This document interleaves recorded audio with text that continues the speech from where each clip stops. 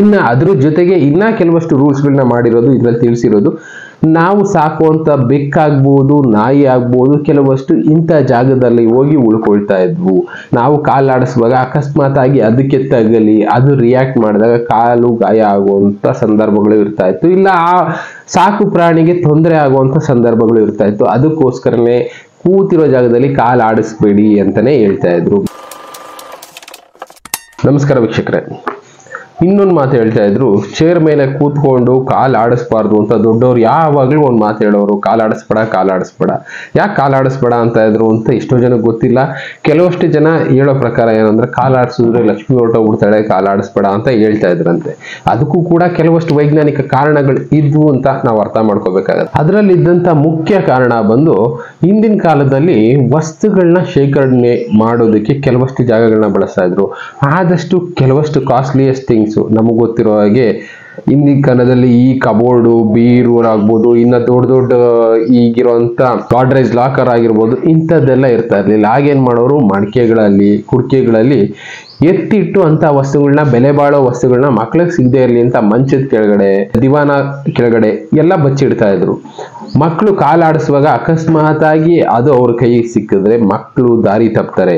ಇಲ್ಲ ಅಂದ್ರೆ ಅದು ಬೇರೆ ಯಾರೋ ಈಗ ಯಾರೋ ಪಕ್ಕದ ಮನೆ ಹುಡುಗರು ಅವರು ಇವರು ಬಂದು ಕಾಲಾಡಿಸ್ತಾ ಇರುವಾಗ ಆ ರೀತಿ ಕಾಲಾಡಿಸುವಾಗ ಅಕಸ್ಮಾತ್ ಆಗಿ ಅದು ಬಿದ್ದು ಹೊಡೆದೋದ್ರೆ, ಅವರ ಕಣ್ಣಿಗೆ ಅದು ಬಿದ್ದರೆ ಅದನ್ನ ಕಳ್ತನ ಮಾಡುವಂತ ಸನ್ನಿವೇಶಗಳು ನಡೀಬಹುದು, ಇಲ್ಲ ಬೇರೆ ಬೇರೆ ರೀತಿ ಆಗಬಹುದು. ಇದೆಲ್ಲಾ ಕಾರಣಗಳಿಂದ ಕಾಲಾಡಿಸಬಾರ್ದು, ಕಾಲಾಡಿಸಿದ್ರೆ ಅನಿಷ್ಟ ಅಂತ ಬೈತಾ ಇದ್ರು. ಇನ್ನ ಕೆಲವಷ್ಟು ಕಾರಣಗಳಿದಾವೆ. ಏನಂದ್ರೆ, ದೊಡ್ಡವರು ಎದ್ದೋಳೋದಕ್ಕಾಗದೆ ಇದ್ದವರು, ವಯಸ್ಸಾದವರು ಆಗಿನ ಕಾಲದಲ್ಲಿ ಇರ್ತಾ ಇದ್ರು. ಅಂಥವ್ರಿಗೆ ಏನ್ ಮಾಡ್ತಾ ಇದ್ರು, ಈಗಿನ ಕಾಲದಲ್ಲಿ ಹೀಗೆ ಯೂರಿನೇಷನ್ ಪ್ಯಾನು ಮತ್ತೆ ಈ ತರ ಬರುತ್ತೋ, ಆಗಿನ ಕಾಲದಲ್ಲಿ ಕೆಲವಷ್ಟು ಕುಡಿಕೆ ಮಡಕೆಗಳನ್ನ ಆ ಮಂಚದ ಕೆಳಗಡೆ ಇಡ್ತಾ ಇದ್ರು.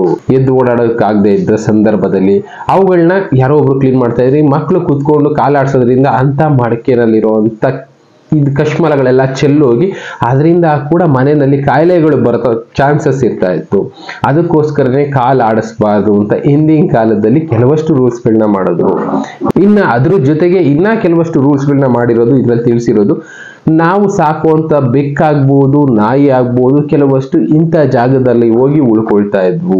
ನಾವು ಕಾಲಾಡಿಸುವಾಗ ಅಕಸ್ಮಾತ್ ಆಗಿ ಅದಕ್ಕೆ ತಗಲಿ, ಅದು ರಿಯಾಕ್ಟ್ ಮಾಡಿದಾಗ ಕಾಲು ಗಾಯ ಆಗುವಂತ ಸಂದರ್ಭಗಳು ಇರ್ತಾ ಇತ್ತು, ಇಲ್ಲ ಆ ಸಾಕು ಪ್ರಾಣಿಗೆ ತೊಂದರೆ ಆಗುವಂತ ಸಂದರ್ಭಗಳು ಇರ್ತಾ ಇತ್ತು. ಅದಕ್ಕೋಸ್ಕರನೇ ಕೂತಿರೋ ಜಾಗದಲ್ಲಿ ಕಾಲು ಆಡಿಸ್ಬೇಡಿ ಅಂತಾನೆ ಹೇಳ್ತಾ ಇದ್ರು. ನಾವು ನೋಡ್ಬೋದು, ಈಗಲೂ ಕೂಡ ಹಳ್ಳಿ ಕಡೆ ಬೆಕ್ಕುಗಳು ಸಾಕಿರ್ತಾರೆ, ನಾಯಿಗಳು ಸಾಕಿರ್ತಾರೆ. ಅವುಗಳೇನು ಅಂದ್ರೆ, ನಾವು ಎಲ್ಲಿ ಕೂತಿರ್ತೀವೋ ಆ ಚೇರ್ ಕೆಳಗಡೆ ಇಲ್ಲ ಮಂಚದ ಕೆಳಗಡೆ ಬಂದು ಮಲ್ಕೊಳ್ಳುತ್ತೆ, ಕಾಲ್ ಹತ್ರ ಮಲ್ಕೊಳ್ಳುತ್ತೆ. ನಾವು ಅಕಸ್ಮಾತ್ ಆಗಿ ಕಾಲು ಆಡಿಸ್ತಾ ಇದ್ರೆ ಅದ್ರ ಕಣ್ಣಿಗೆ ಎಡ್ ಬೀಳೋ ಚಾನ್ಸಸ್, ಬೇರೆ ರೀತಿ ಚಾನ್ಸಸ್ಗಳಿರೋದ್ರಿಂದ ದೊಡ್ಡವರು ಇಂಥ ಪದ್ಧತಿಗಳನ್ನ ಮಾಡ್ಕೊಂಡು ಬಂದ್ರು. ಒಂದೊಂದಕ್ಕೆ ವೈಜ್ಞಾನಿಕ ಕಾರಣ ಇರುತ್ತೆ. ಅಂತ ವೈಜ್ಞಾನಿಕ ಕಾರಣಗಳನ್ನ ಅರ್ಥ ಮಾಡ್ಕೋಬೇಕಾಗಿರೋದು ನಮ್ಮ ಕೆಲಸ.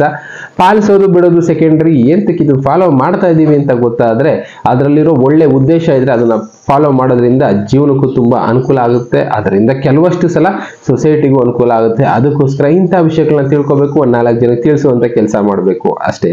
Thank you. ಮತ್ತೆ ಸಿಗೋಣ. Good bye.